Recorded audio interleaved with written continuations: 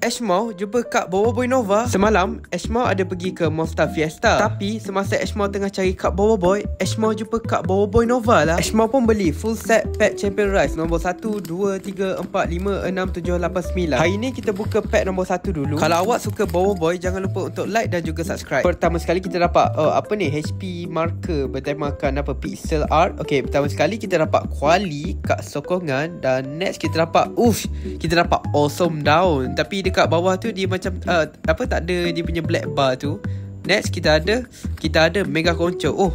Ada Kak Meka Mata yang dekat dalam pack Champion Rice ni. Okay, next kita dapat Lovelian.